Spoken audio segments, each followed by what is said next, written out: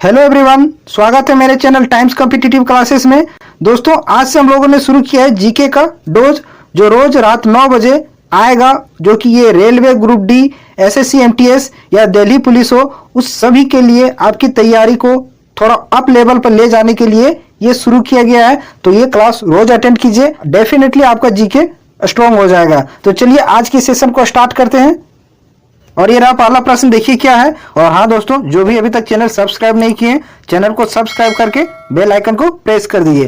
पहला क्वेश्चन देखिए क्या है। वर्णक्रम, जिसको हम स्पेक्ट्रम बोलते हैं, कि कौन से दो रंग इनके दोनों सिरों का निर्माण करते हैं, मीन्स एक्सट्रीम इंड। तो देखिए इसका एक तरीका क्या है, आप ऐसे याद रख सकते हैं। ये 7 कलर जो होते हैं स्पेक्ट्रम में, वो हम कैसे याद रख सकते हैं उसको, भीव ग्योर। इसको कैसे याद रख सकते हैं, भीव ग्योर। तो देखिए अंतिम सिरों पर कौन कौन सा कलर आया, एक आया वायलेट और एक आया रेड। तो वायलेट मीन्स क्या होता है, बैंगनी, और रेड मीन्स लाल। तो इसका राइट आंसर हो जाएगा ऑप्शन सी। ऐसे इसमें कितने कलर होते हैं स्पेक्ट्रम में, 7 कलर होते हैं। वायलेट होता है, इंडिगो होता है, ब्लू होता है, ग्रीन होता है, येलो होता है, ऑरेंज होता है और रेड होता है। आप इसको ध्यान में रखें। अगला प्रश्न देखिए, अगला प्रश्न क्या है। स्वतंत्र अस्तित्व के समक्ष जीव की सबसे छोटी इकाई क्या है। तो जीव की सबसे छोटी इकाई क्या होता है, सेल होता है, मीन्स कोशिका। तो इसका राइट आंसर क्या हो जाएगा, ऑप्शन डी। अगला प्रश्न देखिए क्या है। आकाशगंगा की निकटतम स्पाइरल गैलेक्सी कौन सी है। तो एंड्रोमेडा जो है वो आकाशगंगा की सबसे निकटतम स्पाइरल गैलेक्सी है। आप इसको ध्यान में रखें। और अगर यदि ये भी क्वेश्चन में अगर पूछ देता कि हमारा जो सौर मंडल है वो कौन सी आकाशगंगा में है, तो आप इसको बताइएगा मिल्की वे। किसमें है, मिल्की वे दुग्ध मेलखा में हमारे जो है सौर मंडल स्थित है। आप इसको भी ध्यान में रख सकते हैं। अगला प्रश्न देखिए और क्या है। एम द्रव्यमान की कोई वस्तु भी वेग से गतिमान है, तो इसके संवेग को किसके द्वारा व्यक्त किया जाता है, मीन्स पी बराबर हमको पूछ रहा है। तो पी बराबर क्या होता है, पी बराबर होता है एम भी।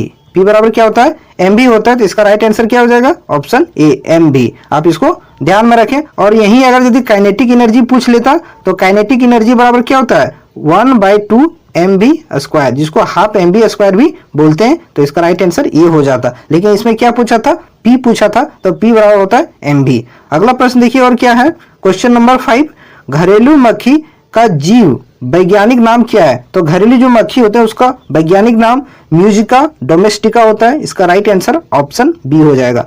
और ट्रिटिकम एस्टिवियम ये गेहूं का वैज्ञानिक नाम है। आप इसको भी ध्यान में रखें। गेहूं का वैज्ञानिक नाम क्या है, ट्रिटिकम एस्टिवियम। और होमोसेपियंस ये मानव का वैज्ञानिक नाम है। आप इसको भी ध्यान में रखें।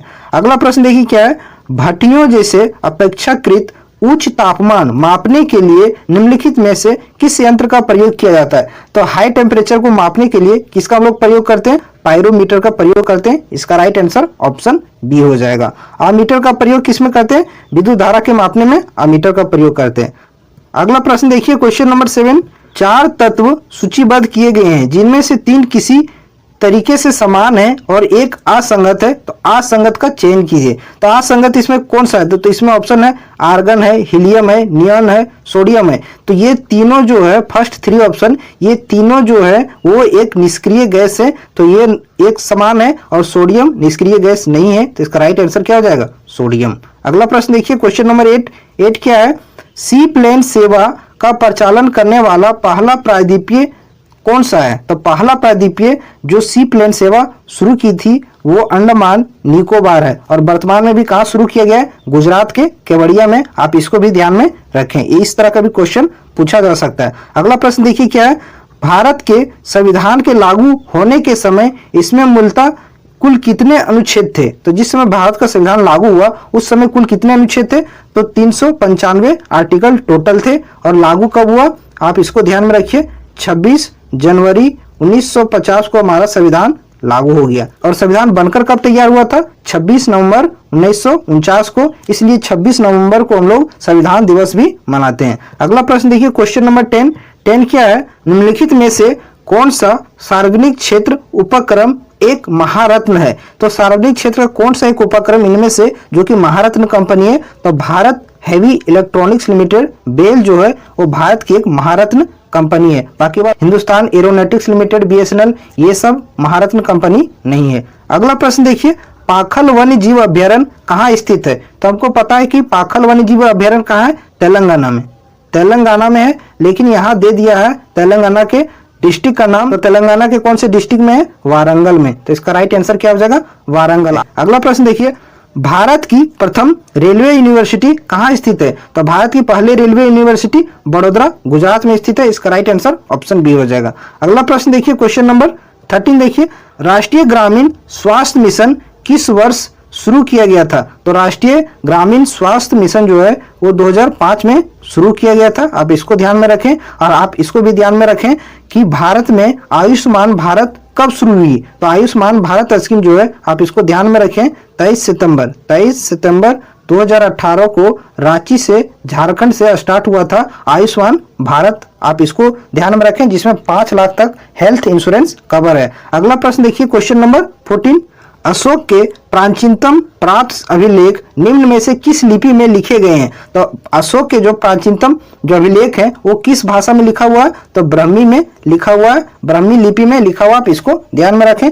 अगला प्रश्न देखिए, आर्टिफिशियल इंटेलिजेंस जिसको हम AI बोलते हैं, किसने गढ़ा है? तो जॉन मैकार्थी ने आर्टिफिशियल इंटेलिजेंस का जनक इसको ही माना जाता है। आप इसको ध्यान में रखें, ऑप्शन बी इसका राइट आंसर हो जाएगा। अगला प्रश्न देखिए, क्वेश्चन नंबर 16, भारत की समुद्री मार्ग पहली बार किसने खोज की थी?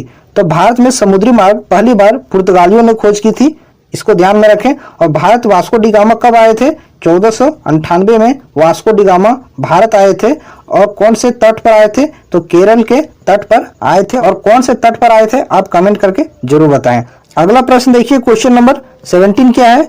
निम्नलिखित में से कौन भारतीय राष्ट्रीय कांग्रेस के चरमपंथी एक्सट्रीमिस्ट नेता नहीं थे? तो इसका राइट आंसर हो जाएगा सुरेंद्र नाथ बनर्जी भारतीय राष्ट्रीय कांग्रेस के चरमपंथी नेता नहीं थे। अगला प्रश्न देखिए, हरियाणा में भारत सरकार द्वारा किस स्थान पर नाभिकीय विद्युत संयंत्र लगाया जा रहा है? तो इसका राइट आंसर हो जाएगा गोरखपुर। गोरखपुर के हरियाणा में भारत सरकार द्वारा नाभिकीय विद्युत संयंत्र लगाया जा रहा है। आप ध्यान में रखें, गोरखपुर एक उत्तर प्रदेश में भी है और एक गोरखपुर हरियाणा में भी है। तो हरियाणा के गोरखपुर में। अगला प्रश्न देखिए, क्वेश्चन नंबर 19, सेतु भारतम कार्यक्रम किस वर्ष शुरू किया गया था? तो सेतु भारतम कार्यक्रम 2016 में शुरू किया गया था। और इसका उद्देश्य अगर पूछे तो इसका उद्देश्य क्या था? तो भारत के सभी राजमार्गों को रेलवे क्रॉसिंग से मुक्त कराना सेतु भारतम कार्यक्रम का एक मात्र उद्देश्य था। अगला प्रश्न देखिए, क्वाडजाइट किस प्रकार का सेल है? तो क्वाडजाइट एक रूपांतरित सेल है। आप इसको भी ध्यान में रखें। अगला प्रश्न देखिए, क्वेश्चन नंबर 21, निम्नलिखित में से कौन से राज्य पाकिस्तान की सीमा से सटे हुए हैं? तो इनमें से कौन सा राज्य है जो पाकिस्तान की सीमा से सटा हुआ है? तो गुजरात भी सटा हुआ है, पंजाब भी सटा हुआ है, राजस्थान भी सटा हुआ है, लेकिन हरियाणा सटा हुआ नहीं है। तो इसका राइट आंसर हो जाएगा ABC। तो ऑप्शन सी जो तीनों इसमें है इसका करेक्ट आंसर हो जाएगा। अगला प्रश्न देखिए क्या है? URL क्या है? तो पहले URL का पूर्ण रूप जान लीजिए। URL मीन्स क्या होता है? Uniform resource locator. यूनिफॉर्म कभी कभी फुल फॉर्म भी पूछ लिया जाता है, इसलिए आप इसको भी ध्यान में रखें। यूनिफॉर्म रिसोर्स लोकेटर इसका क्या होता है? पूर्ण रूप होता है। आप इसको ध्यान में रखें। और लेकिन यहाँ पूछा कि ये URL क्या है? तो URL इंटरनेट पर प्रदर्शित वेब पेज का एक क्या है? एड्रेस है। ऑप्शन ए इसका करेक्ट आंसर हो जाएगा। अगला प्रश्न देखिए, क्वेश्चन नंबर 23, भारत के खिलाफत आंदोलन के बारे में क्या सही है? तो कौन सा कथन खिलाफत आंदोलन के बारे में सही है? तो यह जलियांवाला बाग नरसंहार के खिलाफ एक आंदोलन था। तो ये बिल्कुल गलत है। यह भारत में मुगल शाही परिवार को पुनः बहाल करने के लिए एक आंदोलन था। ये भी कथन क्या है? गलत है। यह पाकिस्तान की मांग का एक आंदोलन था। ये भी क्या है? गलत है। यह तुर्की सुल्तान के समर्थन में एक आंदोलन था। बिल्कुल करेक्ट है। तो खिलाफत आंदोलन तुर्की सुल्तान के समर्थन में एक आंदोलन था। आप इसको ध्यान में रखें। अगला प्रश्न देखिए क्या है? क्वेश्चन नंबर 24, भूगोल का जनक किसे माना जाता है? तो भूगोल का जनक किसे कहते हैं? इरेटोस्थनीज को भूगोल का जनक कहा जाता है। अगला प्रश्न देखिए, नोबेल पुरस्कार देने वाली संस्था स्वीडिश अकादमी क्षेत्र से संबंधित है। तो आपको पता है कि नोबेल पुरस्कार कौन सा देश देता है? नॉर्वे देता है। लेकिन एक संस्था है नॉर्वे की स्वीडिश अकादमी, ये किस क्षेत्र में नोबेल पुरस्कार देता है? तो आप इसको ध्यान में रखें। ये साहित्य में, लिटरेचर के क्षेत्र में ये नोबेल पुरस्कार देने वाली संस्था है। अगला प्रश्न देखिए, क्वेश्चन नंबर 26 क्या है? भारतमाला परियोजना किससे संबंधित है? तो भारतमाला परियोजना नेशनल हाईवे राजमार्गों से संबंधित ये परियोजना है। येलो वेस्ट विरोध किस देश से संबंधित है? तो येलो वेस्ट विरोध किस देश में हुआ था? फ्रांस में हुआ था। इसका राइट आंसर क्या हो जाएगा? फ्रांस हो जाएगा। अगला क्वेश्चन देखिए, निम्नलिखित में से कौन सा एक एप्लीकेशन सॉफ्टवेयर है? तो इनमें से कौन सा एक एप्लीकेशन सॉफ्टवेयर है ये पूछ रहा है। तो देखिए लिनक्स जो है ये क्या है? एक ऑपरेटिंग सॉफ्टवेयर है। और ये यूनिक्स क्या है? ये भी क्या है? ऑपरेटिंग सॉफ्टवेयर है। और ये मैक ये भी क्या है? ऑपरेटिंग सॉफ्टवेयर है। लेकिन ग्राफिक्स जो है एक क्या है? एप्लीकेशन सॉफ्टवेयर है। तो इसका राइट आंसर क्या हो जाएगा? Option A. नेक्स्ट प्रश्न देखिए, निम्नलिखित में से कौन चंद्रगुप्त द्वितीय के 9 रत्नों में से एक है? तो चंद्रगुप्त सेकंड के 9 रत्नों में से एक कौन है? इनमें से वरामिहिर। वरामिहिर जो चंद्रगुप्त द्वितीय के 9 रत्नों में से एक थे। अगला प्रश्न देखिए, और इसमें एक और बात है कि ब्रह्मगुप्त, ये आपको ऑप्शन ये जो दिख रहा है, ब्रह्मगुप्त को भारत का न्यूटन कहा जाता है। आप इसको भी ध्यान में रखें। भारत का न्यूटन अगर पूछे तो किसको कहा जाता है? तो ब्रह्मगुप्त को कहा जाता है। आप इस भी प्रश्न को ध्यान में रखिएगा। अगला प्रश्न देखिए, क्वेश्चन नंबर 30 क्या है? राज्यसभा के पहले सभापति कौन थे? तो राज्यसभा का सभापति कौन होता है? जो भारत के उपराष्ट्रपति होते हैं वही राज्यसभा का सभापति होते हैं। तो भारत के पहले उपराष्ट्रपति कौन थे? डॉक्टर सर्वपल्ली राधाकृष्णन। तो वही भारत के पहले सभापति थे। आप इसको ध्यान में रखें। नेक्स्ट प्रश्न क्या है? निम्नलिखित व्यक्तियों में से कौन संतूर वाद्य यंत्र से संबंधित है? तो देखिए अभी के एग्जाम में ये ट्रेंड चल गया है कि ये वाद्य यंत्र से एक सवाल रहना ही रहना है। तो इसमें क्या पूछ रहा है कि कौन सा व्यक्ति जो है वो संतूर वाद्य यंत्र से संबंधित नहीं है? तो तरुण भट्टाचार्य, इसका संबंध संतूर वाद्य से है।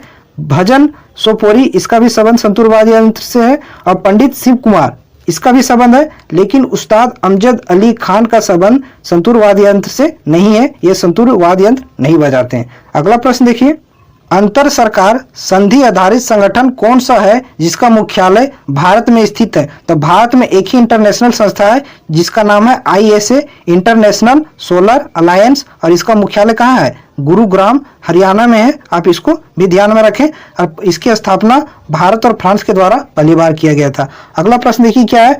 ऐसा माना जाता है कि भारतीय अंतरिक्ष कार्यक्रम भारत सरकार द्वारा इनको स्पार की स्थापना के साथ शुरू हुआ था। तो क्वेश्चन में सीधा सीधा ये पूछ रहा है कि भारत में अंतरिक्ष कार्यक्रम कब शुरू हुआ था? तो 1962 में भारत में अंतरिक्ष कार्यक्रम का श्री गणेश हुआ था। आप इसको ध्यान में रखें, क्वेश्चन बहुत बार पूछा जाता है। अगला प्रश्न देखिए, क्वेश्चन नंबर 34 क्या है? संघ के मंत्री परिषद में कितने मंत्री शामिल किए जा सकते हैं? तो संघ के जो मंत्री परिषद होता है उसमें कितने मैक्सिमम मंत्री शामिल किए जा सकते हैं? तो लोकसभा के जितने भी कुल सदस्य हैं उसका 15% ही संघ के मंत्री परिषद में शामिल होते हैं। तो ये सारे प्रश्न थे। मैं रोज 9 PM में 30+ GS और साइंस के प्रश्न कराऊंगा जो कि आपके आने वाले ग्रुप डी एग्जाम के लिए बहुत ही इंपॉर्टेंट साबित होने वाला है। एग्जाम में इस तरह के सवाल आ सकते हैं, इसलिए आप रोज प्रैक्टिस कीजिए, आपका कॉन्फिडेंस बढ़ेगा और डेफिनेटली अगर सेट प्रैक्टिस करेंगे तो उसमें मार्क्स भी इंप्रूव होगा।